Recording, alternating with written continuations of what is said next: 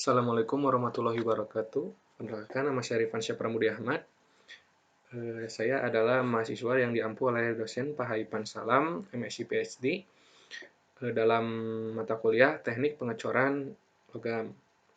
Nah, sekarang saya akan membahas materi tentang casting material, yaitu pada ferro dan non-ferro. Langsung saja pada materinya. Casting material adalah suatu bahan yang digunakan dalam proses pengecoran. Casting material dapat dibedakan menjadi dua, yaitu ferro dan non-ferro. Secara kasat mata, perbedaan ferro dan non-ferro adalah pada kandungan besi, sehingga dapat dibedakan jika secara kasar, secara orang awam itu dengan magnet, karena magnet akan menekan pada besi. Lalu yang pertama, logam ini biasa disebut dengan logam ferro. Jenis logam ini merupakan logam yang memiliki dominan besi, Fe, biasanya berbentuk paduan besi dengan unsur lainnya. Contohnya unsur karbon atau C. Jika besi dipadukan dengan beberapa persen karbon, maka akan menjadi baja atau besi senyawa Fe.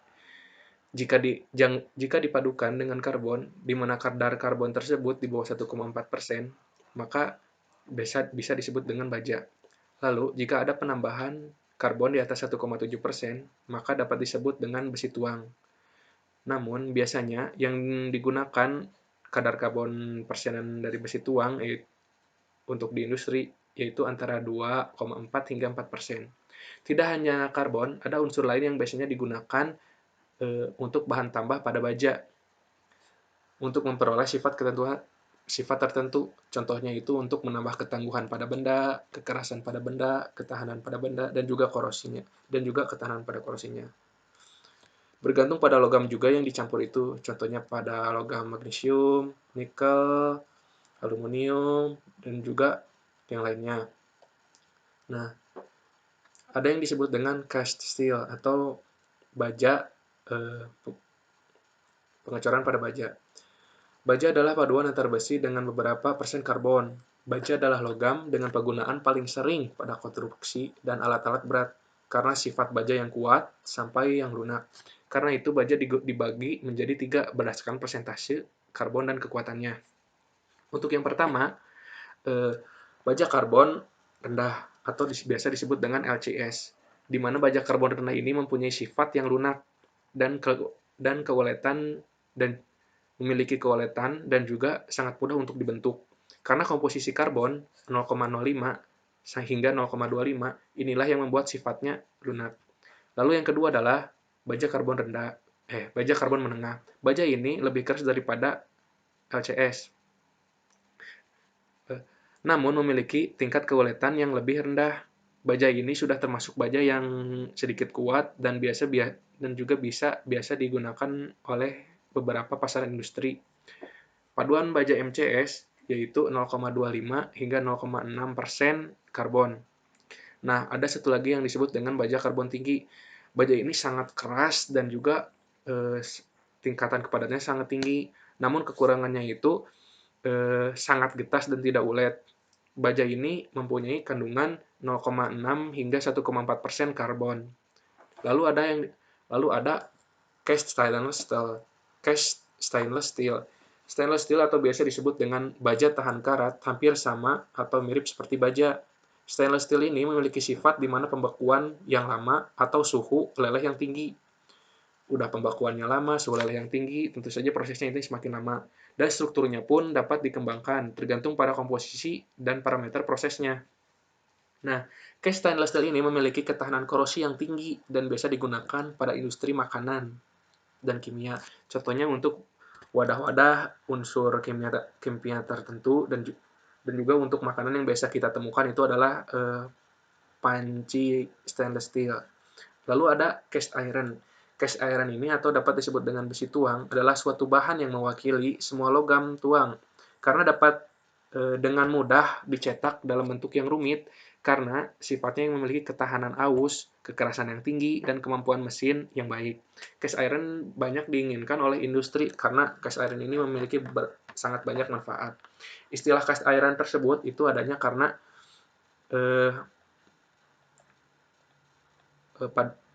cast iron tersebut itu karena adanya beberapa paduan yang sudah saya tampilkan pada tabel resum. Lalu Cast iron pun memiliki 4 jenis berbeda, yaitu gray cast, ductile, wet cast iron, dan juga malleable iron, dan compacted grafted iron. Nah, gray cast iron atau besi cor kelabu, besi ini dibagi menjadi beberapa jenis, yaitu ferrite, perlite, dan martensitic. Setiap karakteristik atau properties mereka berbeda atau memiliki identitas masing-masing karena memiliki struktur yang berbeda. Nah, lalu ada yang disebut ductile iron atau biasa disebut dengan nodular. Nodular sering digunakan untuk komponen mesin, contohnya roda gigi, poros engkol, dan keuletan ini biasa mencapai 2 digit. Nah, lalu ada yang disebut dengan wet cast iron. Wet cast iron memiliki ketahanan aus dan kekerasan yang tinggi dibanding yang lain. Hal ini mengakibatkan besi ini sering digunakan pada jenis pengerolan, pada rem, kereta api, dan juga mobil. Lalu ada malleable iron atau besi cor tempa. Berbeda dengan besi lain, besi ini bersifat lunak. Pengaplikasiannya juga pada peralatan kereta api dan juga kelistrikan. Nah, lalu ada biasa disebut dengan compacted graphite iron atau besi grafit padat. Besi ini bersifat gabungan antara besi cor kelabu dan juga besi dan juga nodular. Besi cor kelabu memiliki konduktivitas suhu termal dan redaman yang tinggi, baik. Namun, kelemahannya itu keuletannya itu yang rendah, berbanding terbalik dengan nodular yang keuletannya itu tinggi. Nah, besi grafit ini memiliki paduan yang baik antara mereka berdua, yaitu dengan sifat termal yang baik, kekuatan dan kekakuannya pun sama seperti nodular, itu rendah. Lalu, kita ke pembahasan yang kedua, yaitu logam non-ferro. Non-ferro adalah paduan yang tidak mengandung unsur besi atau tidak bisa ditarik oleh magnet jika dengan awam kita ingin membedakan. Nah, yang termasuk pada logam non-ferro yang pertama adalah aluminium atau paduan aluminium. Paduan berbasis aluminium memiliki macam-macam sifat mekanik. Tentu saja karena sifat mekanisme pada aluminium ini yaitu dengan pengerasan dan juga perlakuan panas. Yang biasa kita lakukan pada paduan aluminium ini pun menghasilkan konduktivitas listrik yang tinggi dan tahan korosi atmosferistik. Kelemahan paduan aluminium ini memiliki ketahanan yang rendah terhadap asam dan juga basa, dan juga tidak tahan pada korosi grafit. Lalu, paduan ini tidak beracun, ringan, dan memiliki kemampuan mesin yang baik. Nah, itu kelebihannya. Kecuali jika kalian memadukan aluminium dengan silikon, akan membuat ketahanannya yang rendah terhadap keausan dan juga abrasi. Lalu ada magnesium-based alloys. Paduan ini memiliki kepadatan terendah dari semua jenis pengecoran yang ada dalam kelompok berbasis magnesium. Paduan ini memiliki ketahanan korosi yang baik dan kekuatan yang sedang, tergantung pada perlakuan panas saat dia dikeraskan. Lalu yang ketiga adalah copper-based alloys atau yang bahan utamanya itu perunggu. Paduan ini memiliki harga yang lebih mahal. Keunggulan paduan ini memiliki konduktivitas listrik dan termal yang baik, ketahanan korosi dan tidak beracun, lalu ketahanan aus. Tentu saja mahal karena biasanya juga dibuat untuk uang. Lalu D yaitu zinc-based alloys atau biasa disebut dengan kita yaitu seng. Paduan ini memiliki titik leleh yang rendah.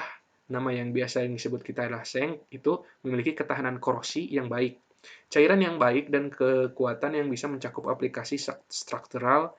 Paduan ini sering digunakan pada die casting. Kok kenapa ini korosinya yang baik, sedangkan biasanya yang kita temukan itu banyak karatnya? Itu karena paduannya tidak pas gitu. Nah, lalu ada tin-based alloys atau timah. Paduan ini memiliki ketahanan yang rendah namun keuletan yang tinggi dan ketahanan korosi yang bagus. Contohnya kalian pernah nggak lihat ini timah korosi gitu kan?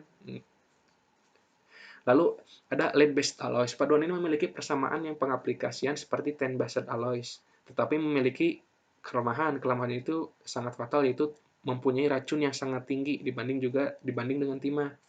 Lalu yang terakhir adalah high temperature alloys.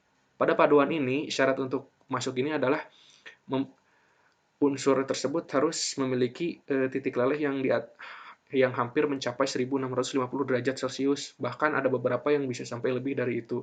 Contohnya itu adalah titanium dan superalloy. Bahkan biasanya teknik ini untuk membuat mesin-mesin jet dan juga roket. Bahkan untuk membuat mesin jet dan roket juga harus menggunakan teknik khusus, tidak asal. Nah, begitu materi yang saya bisa sampaikan kali ini. Semoga materi ini dapat berguna untuk kalian. Terima kasih. Wassalamualaikum warahmatullahi wabarakatuh.